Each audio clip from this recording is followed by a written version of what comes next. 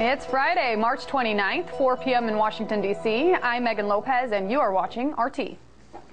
Well, it was supposed to be a temporary budget bill that would curb threats of a government shutdown and fund the country for the next 6 months. President Obama signed House Resolution 933 into law on Tuesday, but hidden within the text of this budget bill is a section critics are calling the Monsanto Protection Act. This section actually protects the biotech industry from being sued. The Farmer's Assurance provision takes away the federal court's right to halt the sale and use of genetically modified seed crops, regardless of public health concerns.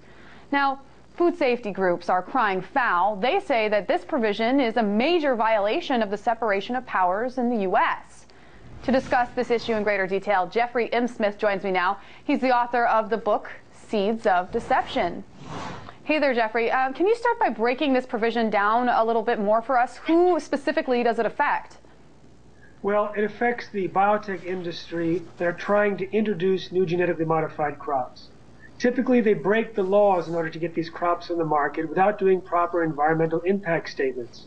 And this is why they had to stop the introduction of Roundup-ready alfalfa in the past, and they had to face lawsuits and court statements that was telling them to stop the introduction of sugar beets.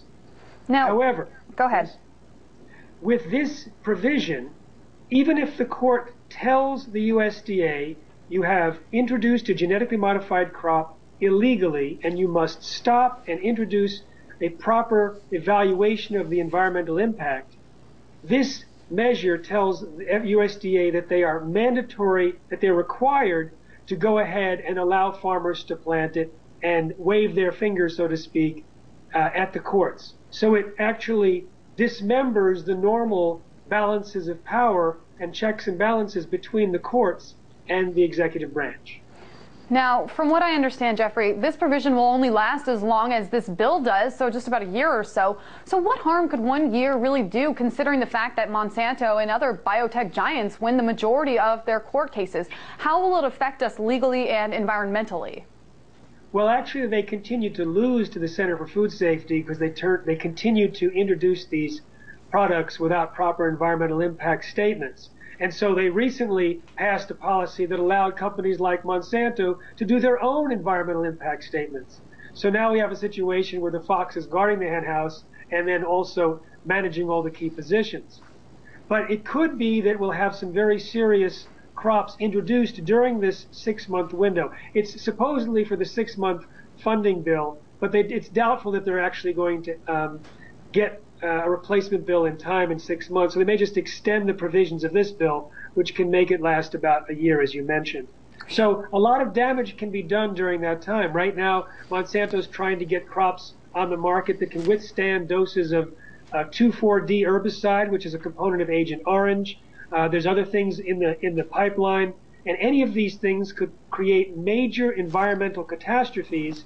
But once it's released into the environment, there's no full recall that you can do because the genes self-propagate through pollen, and it becomes a self-propagating genetic pollution that can outlast the effects of global warming and nuclear waste. So potentially huge consequences. Now, one of the major proponents for this bill was actually Senator Roy Blunt. The New York Daily News actually reported that this Missouri senator actually worked with Monsanto to craft Section 735, which is this Monsanto Protection Act. Here's a few other seedy things that I was able to dig up about him.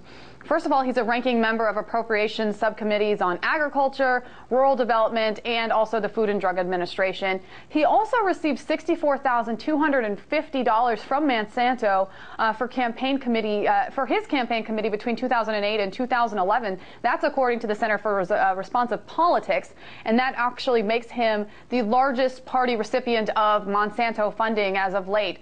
So what should we make of all of this, since he is the one that actually put this part into the bill? This is perfectly typical of the kind of things that Monsanto does. They and the biotech industry and agricultural industrial giants have spent tens of millions of dollars, hundreds of millions of dollars, in fact, lobbying Washington and paying for campaign contributions, etc. And I think we all know that the person in charge of policy at the FDA back in 1992, when the GMO policy was created was Monsanto's former attorney and later Monsanto's vice president, and now the U.S. food safety czar back at the FDA. Even the USDA Secretary of Agriculture, Tom Vilsack, won the Biotech Governor of the Year when he was the Iowa governor and gave Monsanto an award in year 2000. So we have a situation where there's key people in the Obama administration who are basically Monsanto men or have been receiving financial support. So this is why we are in favor of a market campaign to stop GMOs, where people avoid GMOs because they're actually dangerous for health, and then we'll see the companies eliminate them, even if the government is still marching lockstep with the biotech industry. So obviously they're very influential when it comes to both the biotech industry as well as possibly lawmakers, as you're saying. Now, some Democrats are simply claiming that they didn't know anything about this particular part of the bill. The entire bill, which was H.R. 933, was about 78 pages long. I read the section 735 myself, and I found the text to be rather cryptic, but I'm not paid to vote for these things. Is this an assertion that the Democrats simply didn't know about the Monsanto Protection Act a valid excuse, or does it highlight perhaps a bigger problem about our legislators?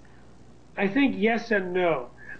This did not go through the normal committees for the Judicial Committee or the Agricultural Committee, and it should have, because it really eviscerates the checks and balances of the government and is probably unconstitutional. In fact, even Secretary Vilsack's office mentioned in a response to the press that he's going to check with the judicial branch because it may be unconstitutional. This was done in the Appropriations Committee kind of as an end around. So that shows that the entire mechanism of government has been hijacked. And it explains why some of the senators and congressmen didn't necessarily know it at the time, because it didn't go through normal channels. However, tens of thousands of people have contacted their senators and congressmen, and over 100,000 people called the White House demanding that President Obama veto this particular section. He ignored the callers. The senators and congressmen ignored the callers as a whole, and we end up with this extremely unconstitutional passage, which could really result in significant damage to the environment, as well as damage to our Constitution. Something we're definitely going to have to follow up on. Jeffrey Smith, author of Seeds of Deception, thank you for your opinions. You're welcome.